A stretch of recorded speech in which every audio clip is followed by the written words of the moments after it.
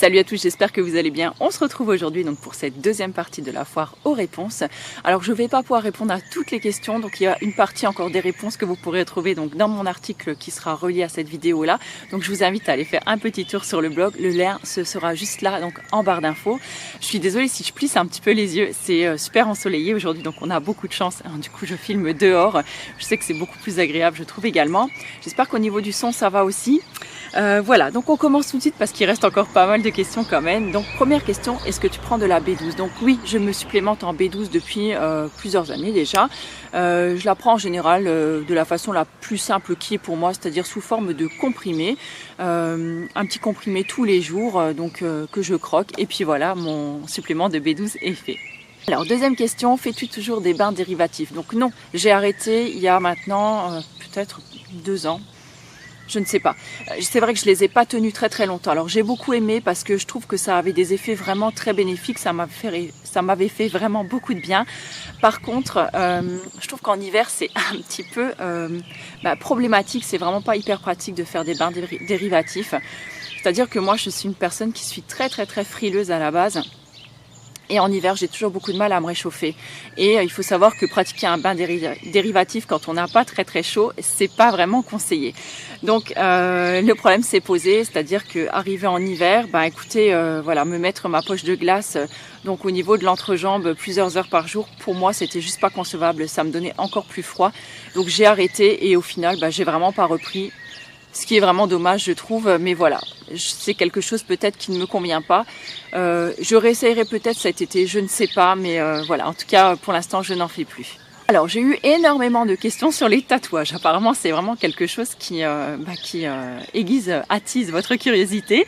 Très sincèrement, je ne pensais pas faire une vidéo ou quoi que ce soit sur le sujet, parce que je trouve que voilà, le tatouage c'est quelque chose qui est, je vais pas dire assez intime, mais voilà, en général ça plaît ou ça plaît pas, que ce soit au niveau des motifs, au niveau de l'art du tatouage tout simplement.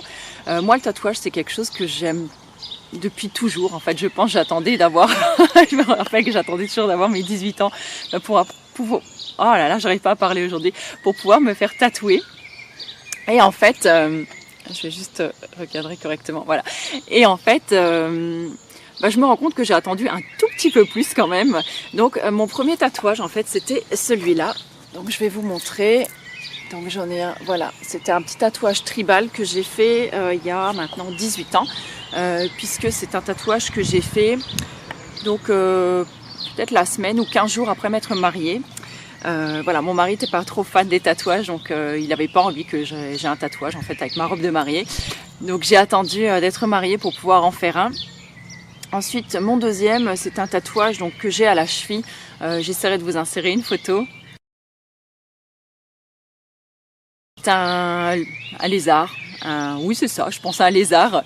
Une salamandre, je sais pas trop. Enfin voilà, c'est quelque chose que j'aimais beaucoup, donc plutôt d'inspiration plutôt maori. Il a aucune signification particulière, tout comme d'ailleurs celui que j'ai au dos. Je trouvais simplement les motifs jolis et voilà, ça m'a suffi pour me les faire tatouer. C'est quelque chose que j'aime vraiment beaucoup. Ensuite, mon troisième, ça a été donc celui que j'ai fait ici. Donc celui-là, il a une signification puisque c'est un tatouage que je me suis offert pour mon anniversaire. Je crois que ça devait être pour mes 40 ans. Donc il y a 3 ans. Et j'ai voulu en fait dans ce tatouage-là allier en fait mon amour de la nature aux initiales en fait des prénoms de mes enfants. Donc c'est ce que j'ai fait. J'ai trouvé l'inspiration de ce tatouage-là sur les crânes mexicains. Vous savez, les crânes fleuris mexicains qui sont très colorés. Et donc j'ai fait agrandir les fleurs en fait qu'on trouvait sur ce crâne-là pour m'en faire donc un tatouage. Donc là c'est vrai que on va me dire oui c'est pas très beau parce que ça fait une bande carrée. Bon, je compte pas m'arrêter là, hein, bien sûr. Je compte faire une manchette, je pense, et peut-être continuer le bras encore. Je ne sais pas encore. Pour l'instant, je n'ai aucune idée définie. Moi, en tout cas, j'adore ce tatouage. Et donc, le dernier que j'ai fait, donc qui est quand même donc le plus voyant, donc c'est celui-ci, donc qui est inspiré en fait de la rose de Bornéo. C'est un tatouage que mon mari m'a offert donc pour mes 42 ans, donc l'année dernière.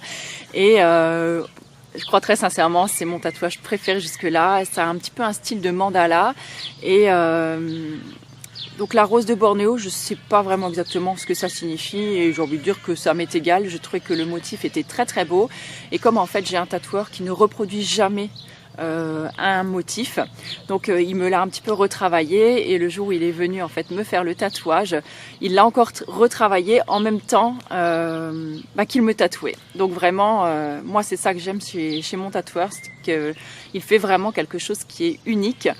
Et pour la petite anecdote, donc ce tatouage-là a été fait donc chez moi. En fait, le tatoueur est venu à la maison puisqu'en fait maintenant il habite donc près de Bordeaux, il me semble.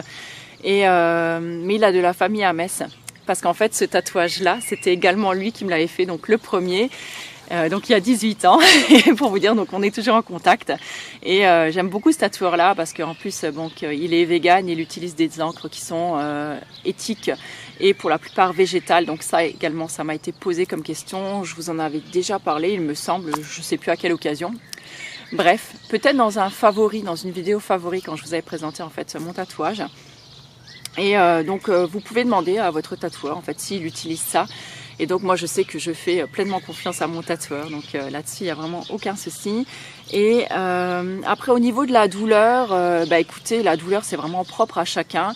Je sais que par exemple celui du dos, celui-ci et celui du bras, oui, alors certes c'est pas le truc peut-être le plus agréable, mais je peux pas dire que j'ai eu mal. Oh mince, il est 3 heures, on va attendre que ça finisse de sonner. Par contre, celui au niveau de la cheville, il a été très très très douloureux. J'en ai vraiment pleuré même à la fin, tellement j'ai eu mal en fait. Et pour vous dire que je n'ai même pas fait faire les retouches dessus, tellement j'ai eu mal en fait. Mais ça m'a aussi été demandé, est-ce que j'ai eu des regrets, je regrette aucun de mes tatouages. Je compte en faire d'autres d'ailleurs, parce que c'est quelque chose que j'aime beaucoup. C'est un petit peu comme une histoire que vous pouvez écrire sur votre corps à certains moments de votre vie en fait. Et pour certains, je trouve c'est simplement joli en fait. Et voilà, personnellement, j'ai pas besoin d'avoir une explication pour mes tatouages. Je les aime et voilà, ils font partie de moi et c'est tout. Alors je suis désolée, j'ai changé d'angle, c'est peut-être plus agréable ou pas, je ne sais pas, mais le soleil arrivait sur l'objectif de l'appareil, donc c'était pas vraiment très pratique pour filmer. Alors ensuite, fais-tu de la méditation? Donc oui, depuis ma vidéo sur la spiritualité, je sais pas si vous l'avez vu, je pratique la méditation donc tous les jours maintenant, donc une bonne séance on va dire ça peut aller de 15 minutes à 1 heure, on va dire, donc l'après-midi, après le repas par exemple. C'est le moment que j'aime bien parce que après le repas, on est toujours bien repu, on va dire. Et certains font une sieste, voilà. Moi, écoutez, c'est le temps que j'aime bien prendre pour la méditation. Après, il m'arrive, sinon, certains jours, si j'ai pas vraiment le temps ou si j'ai pas envie non plus, je me force pas. Ça m'arrive également de faire plusieurs petites séances, on va dire dans la journée, par exemple 5-7 minutes le matin, pareil le midi, pareil le soir. C'est vraiment à vous de voir quand vous sentez à quel moment c'est le plus propice pour vous. Je sais qu'il y a des matins aussi, par exemple, mon mari lui se lève à 5h30, moi je traîne un petit peu. En général, je me lève à 6h moins le quart et par exemple, pendant un quart d'heure, je peux tout à fait prendre le temps de méditer. Et comme ça, ma journée démarre déjà très très bien. Alors j'ai une question qui m'avait fait un petit peu marrer, entre guillemets, c'est pas, je me moque pas, mais c'est vrai que on m'a demandé en fait ma routine dentaire. Apparemment, mes dents plaisent. Écoutez, tant mieux. Donc je vous avais fait une vidéo, il me semble l'année dernière, sur ma routine dentaire. Alors j'ai utilisé encore jusqu'à il y a pas longtemps le dentifrice solide à dents, de la marque Solsekia. Mais là je l'ai terminé il y a peut-être quelques semaines, il y a 2-3 semaines. Donc là j'utilise un dentifrice de la marque Oromer, celui à la menthe et aux plantes ayurvédiques. Alors je l'achète sur iHerb. Alors en général je fais peut-être 2 commandes par an sur ce site là. Et quand j'en achète tout de suite 3-4 tubes en général pour l'année. Mon mari adore ce dentifrice aussi, donc c'est bien parce qu'on est à 2 sur le même, donc c'est plutôt pas mal. Il déteste les dentifrices solides, donc j'essaie de trouver quelque chose qui peut nous arranger tous les deux en fait. Mais voilà, sinon le dentifrice solide, j'aime vraiment beaucoup. Et je n'utilise plus non plus ma brosse à dents électrique. J'ai enfin réussi à passer donc sur la brosse à dents en bambou que j'avais acheté en fait, qui faisait partie en fait de la pochette, la Green Pochette d'Audrey du site Happy and Green. Et franchement, je l'adore, je la trouve vraiment très très bien. J'ai plus du tout de soucis de saignement de gencives ou quoi que ce soit. Donc voilà, c'est gagné. Là-dessus, je suis vraiment ravie et je trouve que c'est une brosse à dents qui est super costaud en plus. Ça fait maintenant plusieurs semaines déjà que je l'utilise. Les poils sont pas du tout, ils rebiquent pas du tout, ils sont pas trop durs je trouve, et elle fait super bien son job, donc voilà, que du bonheur. Ensuite, on m'a aussi demandé, donc, est-ce que mes amis me demandent des conseils et est-ce que certains sont passés au naturel? Alors, c'était rigolo cette question-là parce que, bon, je sais pas si vous connaissez un peu toute l'histoire en fait de mon blog, tout ça. C'est-à-dire qu'il y a 7 ans, il y a 6 ans, j'ai créé mon blog suite à quelque chose comme ça. Donc il y a 7 ans, en fait, j'avais écrit comme un livre dans lequel j'ai mis des recettes, voilà, des petits conseils pour la vie de tous les jours, des conseils un petit peu de maman, on va dire, puisque je me posais quand même pas mal de questions et je me disais, tiens, si moi je suis dans ce questionnement-là, peut-être que d'autres personnes se posent les mêmes questions que moi. Et je me suis dit, pourquoi pas en écrire un livre? Donc j'avais envoyé ce pseudo-livre aux maisons d'édition. Et voilà, je suis pas Victor Hugo, donc vous imaginez bien que je me suis fait gentiment envoyer bouler de, je sais pas, peut-être une vingtaine de maisons d'édition. Bon, je me suis dit, tant pis, qu'est-ce que je vais en faire de ce truc-là? Et parce qu'en fait, à la base, j'avais écrit ça parce que j'avais pas mal de copines qui me demandaient t'as pas une recette pour ci, t'as pas un bon plan pour ça, un conseil pour ça. Et je me suis dit, voilà, c'était cool. En fait, l'idée était partie de là. Et donc après, ce bouquin-là, je l'avais, mais je me suis dit, mais voilà, enfin, c'est con, tu t'es donné quand même 3 mois de boulot pour écrire ça tous les matins. Et qu'est-ce que tu vas en faire, quoi? Enfin, ce serait bien d'en faire profiter quand même d'autres. Et moi, je vous dis, j'y connaissais vraiment rien à l'internet, tout ça. Et c'est là où, un petit peu, en farfouillant un petit peu, j'ai découvert en fait le monde du blogging, YouTube. Moi, tout ça, je connaissais pas du tout avant. Oui, je sais, #dinosaure, hein. Mais voilà, et c'est comme ça en fait que j'y suis venue, tout simplement. Et c'est là où j'ai commencé à rédiger mes premiers articles. Et finalement, je trouve que ma ligne éditoriale n'a pas trop bougé depuis le début, puisque ça reste quand même toujours encore sur le mode du partage, des bons plans, et sauf que maintenant, c'est plus basé quand même sur le naturel et le bien-être, on va dire. Ah oui, et du coup, j'ai tellement parlé que j'ai oublié de vous dire. Et oui, effectivement, donc j'ai des amis qui sont passés ensuite au naturel. Mais ce que j'essaye de faire, c'est que j'aime pas quand je dis je donne des conseils. En fait, quand on me demande, je réponds tout simplement à la question. Comme quand vous me demandez quelque chose, je conseille pas en disant il faut que tu fasses ça ou arrête de faire ça. Non, voilà, je donne mon point de vue. Après, la personne, forcément, elle en fait bien ce qu'elle veut. Mais je ne force jamais les gens en leur disant il faut que tu arrêtes d'utiliser ça, c'est pas bon pour ta santé ou c'est pas bon pour ta peau. Non, voilà, j'essaye d'être dans ce respect-là quand même. Moi, j'ai envie qu'on respecte mes convictions. Donc, écoutez, moi, je continue à respecter celles des autres, même si elles ne sont pas les miennes. Ensuite, on m'a posé une question que j'ai trouvée vraiment très intéressante, c'est est-ce qu'on me propose beaucoup de partenariats et sur quels critères donc je les accepte ou je les refuse? Alors, beaucoup de partenariats. Écoutez, c'est un petit peu par période. Alors, il y a des fois, je peux avoir, 2-3 propositions par jour, comme des fois, je peux en avoir, je peux avoir rien pendant une semaine, quoi. Alors, comment je choisis? Alors, déjà, tous les produits, tout ce qu'on peut me proposer qui n'a aucun lien direct ou indirect avec mon blog, quelque chose qui n'est pas naturel, qui n'est pas, qui n'est pas éthique, qui n'a vraiment rien à voir avec le blog, déjà, je refuse d'emblée. Je vois pas pourquoi je parlerai, je sais pas moi, de fringues venues d'un site chinois, d'une agence de voyage, d'une boutique de bijoux en ligne. Enfin, vous voyez, quelque chose qui n'a rien à voir avec le blog, qui ne suit pas ma ligne éditoriale. Non, je réponds non d'office. Alors par contre, bon, j'ai quand même la politesse hein, de répondre non en disant que ça ne m'intéresse pas. Ensuite, quand ça répond aux critères, alors vraiment ça dépend. C'est j'essaye vraiment de choisir déjà quelque chose qui me plairait. C'est-à-dire que je prends pas pour prendre. Alors, sinon, déjà, mes tiroirs, je saurais même plus où mettre voilà, tout ce qu'on voudrait m'envoyer. C'est-à-dire que si on me propose de tester, par exemple, je sais pas qu'est-ce que je vais dire, mais des rouges à lèvres, écoutez, vous savez, j'utilise très peu de rouges à lèvres, donc à moins que ce soit, par exemple, Maison Jacinthe qui m'en envoie un, voilà, c'est quelque chose qui m'intéresse pas.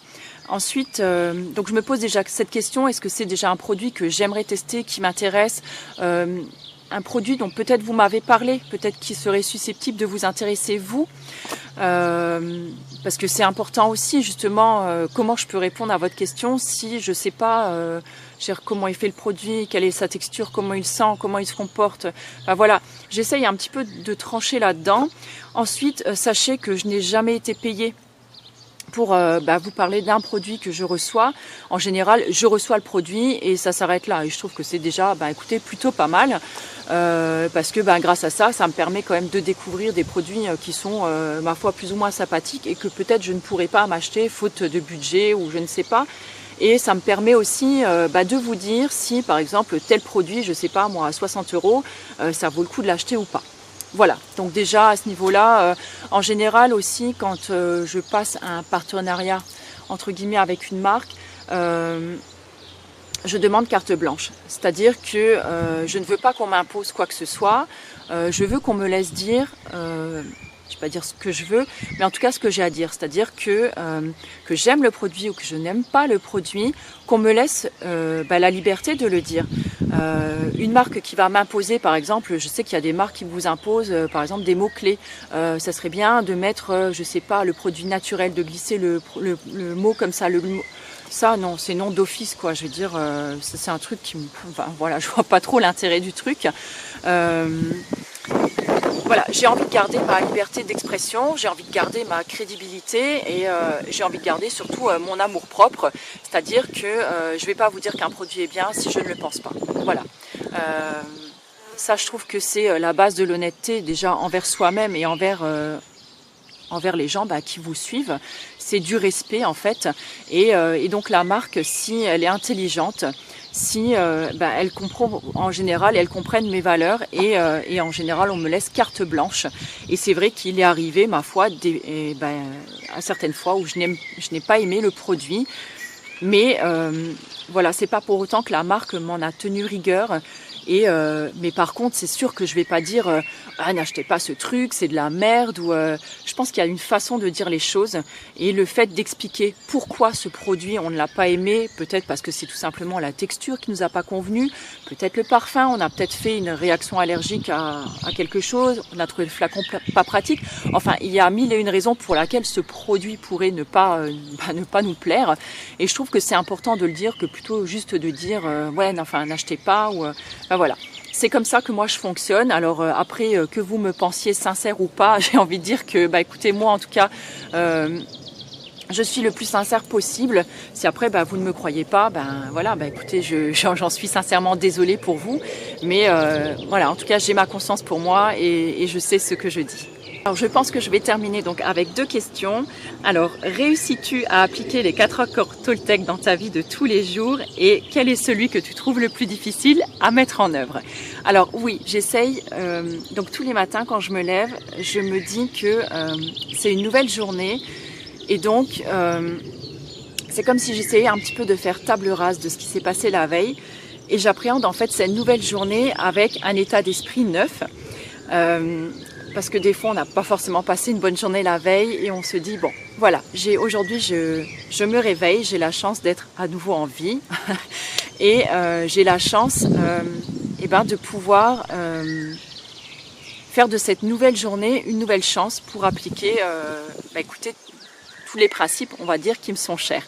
Donc, effectivement, j'essaie d'appliquer depuis maintenant, je crois, 2 ans. La vidéo s'est coupée. Donc j'essaie d'appliquer depuis 2 ans environ les 4 accords Toltec. Je vous avais fait d'ailleurs une vidéo, un article dessus, je vous le remettrai par là je crois. C'est un bouquin de toute façon que j'avais beaucoup aimé, que j'ai relu il y a une dizaine de jours d'ailleurs, parce que je crois que j'en ai grandement besoin. Mais en tout cas, il m'a beaucoup aidé à évoluer et à prendre un petit peu sur moi en fait.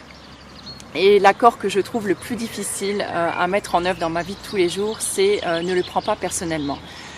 C'est quelque chose que j'ai beaucoup de mal. Alors soit je dois avoir un ego peut-être surdimensionné, ou enfin j'ai toujours eu l'habitude de répondre un petit peu du tac au tac quand je me sentais agressée en fait. Et en fait, je pense que c'est parce que voilà, je me sens encore pas sûre de moi, je me sens pas encore assez forte pour, je sais pas, pour faire face peut-être à certaines situations. J'en suis tout à fait consciente et j'essaye de bosser là-dessus. Mais je vous avouerai que des fois, c'est assez difficile de ne pas le prendre personnellement, encore plus quand on s'expose comme ça, par exemple, sur YouTube. Parce que je trouve qu'aujourd'hui, derrière un écran, derrière un clavier, les gens se permettent un peu tout et n'importe quoi, pensent vous connaître parce que vous faites, je sais pas, 2 vidéos par semaine, vous disent des choses que peut-être qu'on ne me dirait peut-être pas de vive voix si on était en face de moi. Je trouve des fois que c'est assez déplacé. Alors des fois, c'est vrai que je réponds un peu spontanément et après je me dis mais pourquoi t'as fait ça? En fait, je m'en veux quoi. Je m'en veux, mais c'est vrai que j'avoue, des fois, c'est difficile parce que on essaye de dire quelque chose dans une vidéo. Parfois, ça peut être compris de travers, ça peut être pris complètement dans un autre sens, en fait, parce que la personne qui regarde cette vidéo en face, elle est aussi, elle, dans un état d'esprit et ça va lui renvoyer quelque chose qui peut-être va la blesser, qui peut-être va l'énerver, enfin, voilà, et je pense que ces personnes-là aussi, des fois, elles vous mettent un commentaire parce que elles aussi, elles sont comme moi, des êtres humains. Et voilà, on n'est pas au taquet tous les jours, on n'est pas au top tous les jours. Il y a des jours où on est crevé, il y a des jours où on n'est pas bien, on n'a pas le moral. Voilà. Et en tout cas, j'essaye vraiment de pas le prendre personnellement, mais je vous avouerai que ces derniers mois, surtout le mois dernier, ces dernières semaines, ça a été un peu compliqué pour moi. Voilà, j'étais pas très bien et il y a des jours encore où c'est un petit peu dur. Donc c'est vrai que des fois, quand on n'est pas trop en forme, c'est difficile des fois j'aimerais bien que ça me touche pas, mais non. Mais c'est vrai que du coup, la méditation, ça m'aide un petit peu à prendre sur moi. Et vous voyez, par exemple, hier, ça allait pas trop fort, hier en fin de journée. Et puis aujourd'hui, j'ai essayé de reprendre du poil de la bête et de me dire, essaye de te détacher de ça. Et voilà, pour l'instant, ça va, au prochain commentaire. Voilà, mais voilà, des fois, j'ai du mal à comprendre comment les autres fonctionnent. Et j'aurais juste envie des fois de faire l'ermite, en fait, et de creuser un trou, de mettre ma tête dedans et, et de plus voir ce qui se passe autour. Mais voilà, en tout cas, sachez que je partage toujours avec autant de plaisir. Des fois, on me dit que j'ai l'air lasse dans mes vidéos, qu'on a l'impression que je me force, mais alors pas du tout. Sachez qu'à chaque fois que j'allume ma caméra, en fait, je le fais avec plaisir. Mais c'est vrai que, par exemple, dans les vidéos au potager, voilà, je peux pas être pimpante et guillerette tout le temps parce que c'est pas comme ça que je suis dans la vraie vie. Enfin, je pense que c'est pas normal. Quelqu'un qui est, moi, je vis pas dans un monde de bisounours. J'ai mes soucis comme tout le monde. J'ai des périodes où ça va moins bien comme tout le monde. Il y a des périodes où je suis crevée. Et je crois que vraiment ces vidéos potager, c'est les vidéos en fait qui collent le plus à mon naturel en fait. C'est ça, à ma façon d'être en fait dans la vie de tous les jours. C'est-à-dire qu'il y a des jours où je vais être crevée, il y a des jours où je vais être énervée peut-être, mais c'est pas pour ça que j'ai pas envie de filmer. Voilà, c'est ce que j'ai envie que vous compreniez. Je suis un être humain comme tout le monde et voilà. Et si on me reproche ça, écoutez, tant pis. Hein, dans ce cas, ne regardez plus mes vidéos si quelque part ça vous dérange. Et moi, j'essaye de faire toujours encore ma vidéo avec naturel et simplicité comme je le faisais au début. Peut-être qu'il y a des choses qui ont changé, peut-être qu'aujourd'hui ça ne vous plaît plus, ça ne vous correspond plus. Bien écoutez, moi je peux tout à fait comprendre parce que moi il y a certaines vidéos de certaines chaînes dont je me suis également désabonnée parce que ça ne correspond plus à mes attentes d'aujourd'hui. Mais voilà, c'est comme ça, c'est la vie. Et en tout cas, j'ai envie de vous remercier quand même toutes celles qui continuent à me suivre et à me laisser des petits mots. Bah écoutez, moi ça me fait plaisir si mes vidéos continuent à vous faire plaisir en tout cas. Voilà, je pense qu'on va vider... Voilà, je pense qu'on va terminer cette vidéo sur ces bonnes paroles. Moi, je vous retrouve très bientôt pour de nouvelles vidéos. Il faut que je prenne un petit peu le temps quand même d'en refilmer d'autres. J'ai prévu d'en faire pas mal, mais comme je vous le dis, voilà, j'ai été pas mal occupée donc et j'ai eu envie de faire une pause. Donc, ce que j'ai fait et ça m'a fait du bien, vraiment beaucoup de bien. Donc là, je vais reprendre le rythme tranquillement. Je pense que cette vidéo a duré bien assez longtemps. J'espère avoir répondu au maximum de questions, avec précision en tout cas, et avec sincérité.